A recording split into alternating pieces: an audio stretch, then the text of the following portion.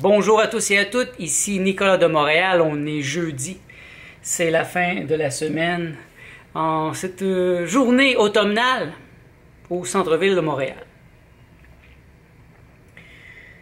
Et c'est la fin de ma cure de jus. Déjà pour moi c'est terminé. Je sais que je n'ai pas mis beaucoup de vidéos depuis les dernières semaines, donc je voudrais profiter de cette vidéo pour faire un peu une fermeture. Parce que je trouve personnellement que les vrais effets d'une cure de jus ou d'un jeûne à l'eau, c'est surtout après que moi je les ressens.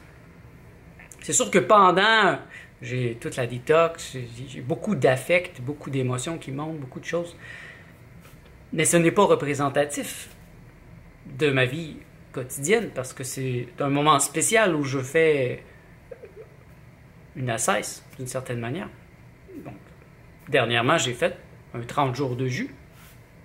30 jours, c'est à peu près, parce que il y a eu un chevauchement entre la transition vers la nourriture normale et juste des jus. Donc, mais en gros, je pourrais dire c'est 30 jours, un mois. Un mois de cure de jus. Et là, ça fait déjà 2 semaines, officiellement, que j'ai recommencé. Je dirais officiellement 1 semaine, où j'ai vraiment recommencé à manger seulement de la nourriture solide, très peu de jus. Et là, j'en ressens les vrais effets. Et c'est vraiment un bonheur, un grand bonheur que je ressens. C'est un bonheur cellulaire. Comment décrire ça? C'est vraiment... Mon corps s'est nettoyé et pendant la cure de jus, le corps se nettoie, mais en même temps, il est rempli de toxines, parce que j'y vais quand même assez agressivement. Et je prends aussi des agents chélateurs, des substances qui me permettent de me détoxifier au niveau des métaux lourds, de certaines choses toxiques. Donc, mon corps, mon sang est empli de ces choses-là. Mais je ne suis plus vraiment en détox présentement. Si je le suis, c'est parce que je mange crudivore, mais c'est beaucoup moins intense. Et il y a une grande paix qui s'est installée en moi. C'est un point tel que c'est difficile par moments de faire ces vidéos parce que je suis dans le grand silence. Je suis vraiment attentif à mon être. Mais c'est un phénomène très difficile à partager parce que pour moi, ma définition de l'être, elle est calquée sur celle d'André Moreau, le philosophe André Moreau. Et le problème, c'est qu'il est encore un philosophe inconnu, ou pratiquement inconnu, presque pas lu. Malgré son œuvre phénoménale, la majorité des gens n'ont pas lu. Et donc, quand je tente même de parler de ça à des gens qui sont en philosophie, qui sont des gens qui sont formés en philosophie, ben, ils n'ont pas de base. Parce qu'ils ne l'ont pas étudié. Et je me retrouve souvent dans une situation impossible où je cherche à décrire quelque chose qui dépasse les mots. Mais la personne n'a pas de référence. Entre autres, présentement, moi je pense beaucoup à mon être. Et pour soutenir cette réflexion, qui se veut solitaire par la force des choses, je continue la lecture du traité sur l'être. Paris sur l'être, ça c'est le tome 1 d'André Moreau. Moi je suggère à tous ceux qui veulent comprendre l'être d'un point de vue de l'éveil. Comment se donner un être, comment le laisser grandir. Moi ça m'apporte beaucoup. Et en parallèle, eh bien, je continue la lecture du livre secret de Yeshua. Ça fait plusieurs fois que je le lis, mais je me sens le désir profond de le relire parce que j'aime entrer en Yeshua. Parce que le livre secret de Yeshua, c'est Daniel Meroy qui est invité à entrer dans la mémoire du temps, ce qu'on appelle la mémoire akashique, et à nous raconter l'histoire de Yeshua, qui est Maître Jésus, mais par l'intérieur. Donc c'est Maître Yeshua qui parle, qui nous exprime qu'est-ce qu'il a vécu. C'est extrêmement intéressant. Et les deux, pour moi, vont en parallèle. D'un point de vue, le traité sur l'être, c'est l'aspect philosophique, métaphysique, très intellectuel, pratique aussi, du bonheur. Alors que Yeshua, le livre secret de Yeshua, c'est beaucoup l'amour, la compassion, mais dans un état tellement pur, tellement brut. C'est pas brut à son niveau, c'est un état éduqué, en fait. Tellement éduqué que ça en est fascinant. C'est une grande source d'inspiration, c'est quelque chose que je désire installer dans ma vie. Cet amour, cet amour du Christ, qui m'est tellement difficile à comprendre. Difficile à comprendre parce que si je regarde autour de moi, je ne vois que l'amour, le petit amour, l'amour avec un petit A.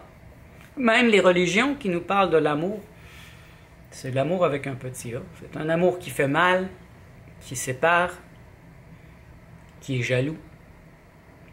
Ce n'est pas ma définition de l'amour.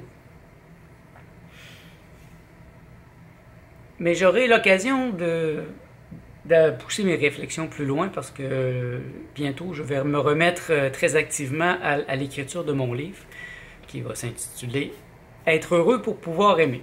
Mais là, présentement, je suis en train de finir la correction de mon journal 1996 à 2002. C'est extrêmement intéressant pour moi de me replonger dans ce que j'étais, dans le Nicolas il y a près de 20 ans. J'avais comme 21 jusqu'à 25 ans. C'est extrêmement riche et je suis heureux de le faire, ça me fait du bien. Et par moments, ça me rend difficile d'interagir avec Monsieur Tout-le-Monde. Parce que j'y vois pas une intensité, un désir d'exister aussi fort que le mien. En parallèle, je encore relis et re-relis le Rainbow Green Live Food Cuisine. Je relis pas tellement la théorie que les recettes. Parce que, comme je vous ai dit, moi je suis présentement passé à la phase 1.5 de la Rainbow Green Live Food Cuisine. En français, on pourrait dire l'alimentation arc-en-ciel. Je vous suggère de télécharger en dessous ici dans la description mon plan de nutrition spirituelle 2019. Et dans ce document gratuit, vous trouverez un tableau en français parce que vous ne le trouverez pas en français. C'est en anglais, donc Gabriel Coussin écrit en anglais et toute la théorie est en anglais. Mais j'ai fait une traduction au moins du tableau et vous pourrez voir la phase 1, 1.5 et 2. Et là, je sors de la phase 2, qui était tout l'été, et j'entre dans la phase 1.5. Je n'y entre pas de manière trop dure, dans le sens que j'ai encore des ingrédients qui ne sont pas dans cette phase-là, et je ne vais pas les mettre à la poubelle, je vais les manger doucement. Mais, inexorablement, je m'en vais vers la phase 1.5 qui devrait bientôt devenir beaucoup plus rigide. Je dirais à la fin de novembre, là, ça sera le temps pour moi d'être complètement dans la phase 1.5. Me mettre en position pour entrer dans la phase 1 en janvier 2020. Et là, ben, le cycle va recommencer. Le protocole va recommencer. Donc, en téléchargeant le document, vous allez voir mon protocole. C'est un protocole qui est sur l'année. Donc, j'ai choisi de ne plus penser à court terme. Mon être m'a averti de ne plus vivre dans cette urgence, de m'étaler beaucoup plus, m'étaler dans la vastitude. Et donc, mon plan est sur un an. C'est un grand cycle, un peu comme le Soleil. Je veux dire, la Terre qui tourne autour du Soleil, la Lune qui tourne autour de la Terre. C'est une ellipse. Et je crois que, connaissant ma personnalité, me connaissant, c'est beaucoup plus facile pour moi d'intégrer à long terme cette théorie. Cette théorie est très avancée de la nutrition spirituelle. D'ailleurs, je m'apprête bientôt à recommencer la lecture de Spiritual Nutrition, de Gabriel Cousens. C'est un livre dense, extrêmement fascinant pour vous qui êtes à la quête, dans le cas présent, de l'éveil du Kundalini, mais c'est en fait, c'est l'éveil. L'éveil. Donc, comment puis-je utiliser la nourriture comme une pratique spirituelle pour créer les meilleures conditions pour demeurer en état d'éveil? Parce qu'un être peut se réveiller et se rendormir, mais l'éveil, ça demande de la stratégie pour vivre ici au cœur de l'Occident. J'en ai déjà parlé, hein. Si j'étais en Inde, peut-être que je pourrais me retirer dans un ashram et me laisser être en renonçant au monde ou en faisant le moins possible. Mais ici, ce n'est pas possible. Bon, j'ai un appartement au 29e étage d'un immeuble en plein centre de Montréal et bien, j'en paye le prix. Donc, il faut que je continue à être attentif, à chercher des clients, à chercher... En fait, ce n'est pas des clients que je cherche, c'est de l'argent. Si je peux ne pas travailler, ben je ne vais pas travailler. Mais bon, ce n'est pas possible. Je ne suis pas assez intelligent pour ne pas travailler. Parce que moi, je pense que plus on est intelligent, moins on travaille. Donc, de toute évidence, je ne suis pas assez intelligent pour ne pas travailler. Et faire quand même de l'argent. Mais j'accepte ce que je suis. Et j'accepte mes limites parce que ce sont mes limites qui me permettent de m'y limiter. Je me laisse être et je réfléchis très fort sur ça, ce principe de se laisser être. C'est pas évident. C'est très paradoxal, me laisser être.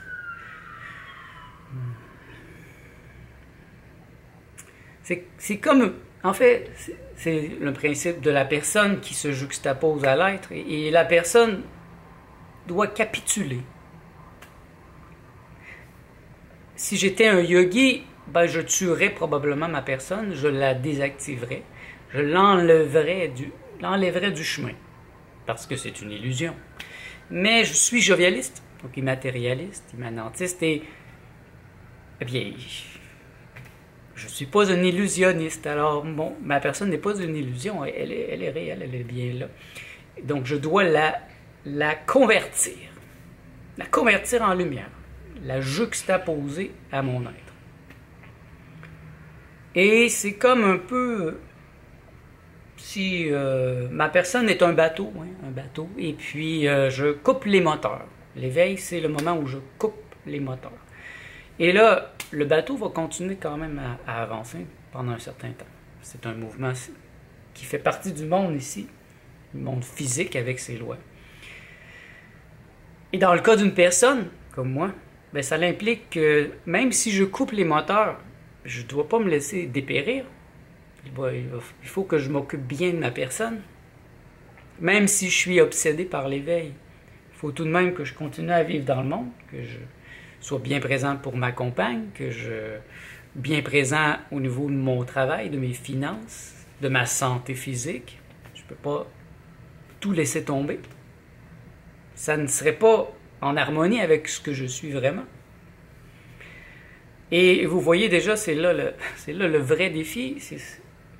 En fait, c'est un défi au niveau de l'intellect. Pour moi, c'est important de comprendre au niveau de l'intellect quelque chose que je fais naturellement, sans nécessairement y réfléchir. Pourquoi? Parce que je suis un écrivain, je suis un artiste. Pour moi, c'est important de transmettre. Et puis bon, je suis aussi un enseignant, donc je peux enseigner ce que je comprends. Et plus il y a de clarté dans ma pensée, plus je serai à même de la transmettre à vous qui m'écoutez en ce moment, et puis éventuellement peut-être plus. C'est sûr que j'ai un grand désir de pouvoir enseigner plus, faire des conférences. Mais en même temps, je ne veux pas avoir à travailler comme un bourreau, à louer une place, à remplir la place. Pour moi, je l'ai déjà fait, et c'est beaucoup de travail, trop de travail pour moi pour l'instant. Alors, je ne veux pas travailler, rappelez-vous cela. Suivront, au niveau des lectures, je vais vous le montrer pour vous donner un goût aussi, si ça peut vous donner le goût de lire. Le traité sur l'être, c'est 3 tomes, donc là j'ai presque terminé le tome 2. le tome 1. Donc le deuxième tome, c'est le Je suis, es-tu susceptif? Et le troisième, c'est Dieu existe parce que je suis. En fait, bon, c'est 3 tomes, je pense, simplement parce que sinon ça aurait fait un livre ça d'épais. C'est le même livre qui se continue. Et j'ai tenté à plusieurs reprises de passer à travers ce livre qui peut être coriace par certains moments parce que c'est de la métaphysique, c'est de la haute métaphysique. Il y a beaucoup de références à d'autres philosophes. Et par moments, c'est aride. Mais cette fois, j'ai la force. J'ai ce qu'il faut et j'en retire beaucoup. Vraiment, je retire beaucoup de cette lecture. J'ai déjà lu ce livre il y a 10 ans. J'ai déjà lu la majorité des livres d'André Moreau il y a 10 ans. Mais bon, j'ai grandi depuis, j'ai eu beaucoup plus d'expérience et j'en suis là. Donc vous voyez, les lectures s'en vont dans ce sens-là. Je reste vraiment centré sur l'être. C'est la chose la plus importante présentement. D'une part, installer mon être. Si je transfère ça dans un langage plus comme celui du Christ, de Jésus, eh bien, c'est de me laisser habiter par le souffle, de me laisser habiter par le Christ qui est le Logos, la conscience pas collective, c'est une conscience intégrée de tout le système, la conscience cosmique, en fait. C'est extrêmement difficile à décrire en mots parce que ça dépasse les mots. C'est une conscience. J'ai une conscience de moi, de ce que je suis, Nicolas Lehoux. Et bien, il y a aussi une conscience de notre système solaire. D'ailleurs, Yeshua parle beaucoup du soleil, de boire le soleil. Et je pense que ça fait un lien avec la lumière intérieure, la lumière, donc la conversion en lumière. Et puis, dans son cas, il y a eu le logos du système solaire, le premier logos, et l'intégration ensuite du logos cosmique. Donc la conscience cosmique, c'est vraiment profond. Et je souhaite que vous soyez inspirés aussi à réfléchir sur le sujet. Je pense que juste le fait d'y réfléchir, ça peut vous emmener dans cet état. Et donc, j'entre et je sors. Je pourrais dire plus précisément, parfois je pense plus que je suis, parfois je suis plus que je pense, et je suis emporté par des torrents de conscience en ce moment. Un peu comme une avalanche. Il suffit d'un petit grain, un petit grain de neige qui soudain se met à débouler, et puis là, tout le pas de la montagne s'effondre, et puis c'est un peu comme ça que je n'arrive pas à faire beaucoup de vidéos présentement, parce que l'état dans lequel j'entre dépasse les mots, et je suis tellement bien, c'est une telle plénitude que par moments je n'ai aucun désir de revenir dans l'intellect.